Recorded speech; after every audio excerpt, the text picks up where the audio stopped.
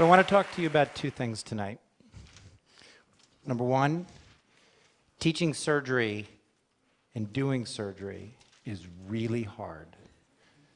And second, that language is one of the most profound things that separate us all over the world. And in my little corner of the world, these two things are actually related. And I want to tell you how tonight. Now, nobody wants an operation.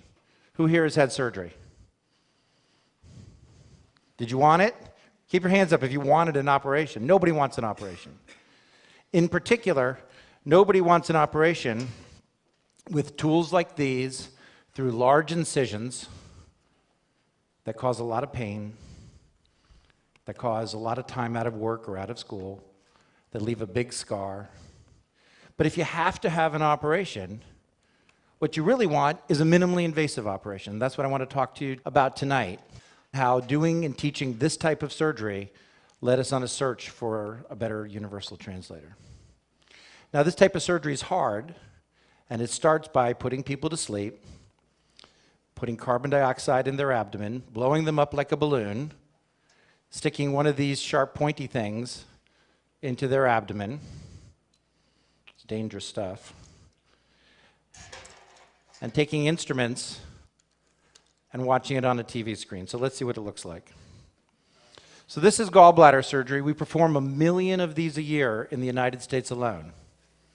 This is the real thing. There's no blood. And you can see how focused the surgeons are, how much concentration it takes. You can see it in their faces. It's hard to teach, and it's not all that easy to learn. We do about 5 million of these in the United States and maybe 20 million of these worldwide. All right, you've all heard the term, he's a born surgeon. Let me tell you, surgeons are not born. Surgeons are not made either.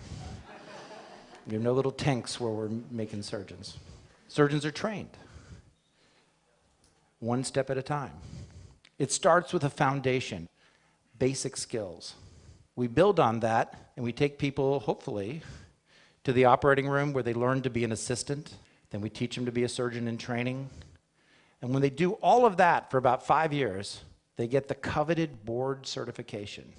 If you need surgery, you want to be operated on by a board-certified surgeon. You get your board certificate, and you can go out into practice. And eventually, if you're lucky, you achieve mastery. Now, that foundation is so important that a number of us from the largest general surgery society in the United States, SAGES, started in the late 1990s a training program that would assure that every surgeon who practices minimally invasive surgery would have a strong foundation of knowledge and skills necessary to go on and do procedures. Now, the science behind this is so potent that it became required by the American Board of Surgery in order for a young surgeon to become board certified. It's not a lecture, it's not a course, it's all of that plus a high-stakes assessment. It's hard. Now, just this past year, one of our partners, the American College of Surgeons, teamed up with us to make an announcement that all surgeons should be FLS certified before they do minimally invasive surgery. And are we talking about just people here in the US and Canada? No, we just said all surgeons. So to lift this education and training worldwide is a very large task, something I'm very personally excited about as we travel around the world. SAGES does surgery all over the world, teaching and educating surgeons. So we have a problem, and one of the problems is distance. We can't travel everywhere. We need to make the world a smaller place. And I think that we can develop some tools to do so, and one of the tools I like personally is using video. So I was inspired by a friend, this is Alan Okranik from Toronto, and he proved that you could actually teach people to do surgery using video conferencing. So here's Alan teaching an English-speaking surgeon in Africa these basic fundamental skills necessary to do minimally invasive surgery. Very inspiring. But for this examination, which is really hard, we have a problem. Even people who say they speak English, only 14% pass, because for them it's not a surgery test, it's an English test. Let me bring it to you locally. I work at the Cambridge Hospital. It's a primary Harvard Medical School teaching facility. We have more than 100 translators covering 63 languages, and we spend millions of dollars just in our little hospital. It's a big labor-intensive effort. If you think about the worldwide burden of trying to talk to your patients, not just teaching surgeons, just trying to talk to your patients, there aren't enough translators in the world. We need to employ technology to assist us in this quest. At our hospital, we see everybody from Harvard professors to people who just got here last week. And you have no idea how hard it is to talk to somebody or take care of somebody you can't talk to. And there isn't always a translator available. So we need tools. We need a universal translator. One of the things that I want to leave you with, as you think about this talk, is that this talk is not just about us preaching to the world. It's really about setting up a dialogue. We have a lot to learn. Here in the United States, we spend more money per person for outcomes that are not better than many countries in the world. Maybe we have something to learn as well. So I'm passionate about teaching these FLS skills all over the world. This past year, I've been in Latin America, I've been in China, talking about fundamentals of laparoscopic surgery. And everywhere I go, the barrier is, we want this, but we need it in our language. So here's what we think we want to do. Imagine giving a lecture and being able to talk to people in their own native language simultaneously. I want to talk to the people in Asia, Latin America, Africa, Europe, seamlessly, accurately, and in a cost-effective fashion using technology. And it has to be bidirectional.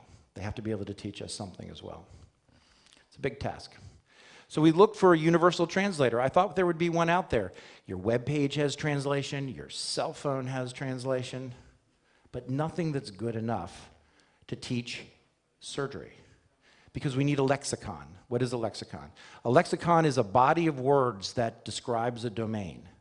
I need to have a healthcare lexicon, and in that, I need a surgery lexicon. That's a tall order. We have to work at it. So let me show you what we're doing. This is research, can't buy it. We're working with the folks at IBM Research from the Accessibility Center to string together technologies to work towards the universal translator. It starts with a framework system where the surgeon delivers the lecture using a framework of captioning technology. We then add another technology to do video conferencing, but we don't have the words yet, so we add a third technology. And now we've got the words, and we can apply the special sauce, the translation.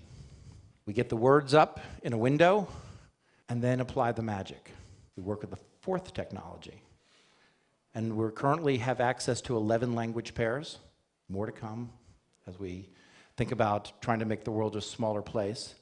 And I'd like to show you our prototype of stringing all of these technologies that don't necessarily always talk to each other to become something useful. Fundamentals of Laparoscopic Surgery. Module 5, Manual Skills Practice. Students may display captions in their native language. If you're in Latin America, you click I want it in Spanish button, and out it comes in real time in Spanish. But if you happen to be sitting in Beijing at the same time, by using technology in a constructive fashion, you could get it in Mandarin, or you could get it in Russian, on and on and on, simultaneously without the use of human translators. But that's the lectures. If you remember what I told you about FLS at the beginning, it's knowledge and skills. The difference in an operation between doing something successfully and not may be moving your hand this much. So we're going to take it one step further. We brought my friend Alan back. Today we're going to practice suturing. This is how you hold the needle. Grab the needle at the tip. It's important to be accurate. Aim for the black dots. Orient your loop this way. Now go ahead and cut. Very good, Oscar. I'll see you next week. So that's what we're working on in our quest for the universal translator. We want it to be bidirectional. We have a need to learn as well as to teach. I can think of a million uses for a tool like this. As we think about intersecting technologies, everybody has a cell phone with a camera. We could use this everywhere, whether it be healthcare, patient care, engineering, law, conferencing, translating videos. This is a ubiquitous tool. In order to break down our barriers, we have to learn to talk to people, to demand that people work on translation. We need it for our everyday life in order to make the world a smaller place. Thank you very much.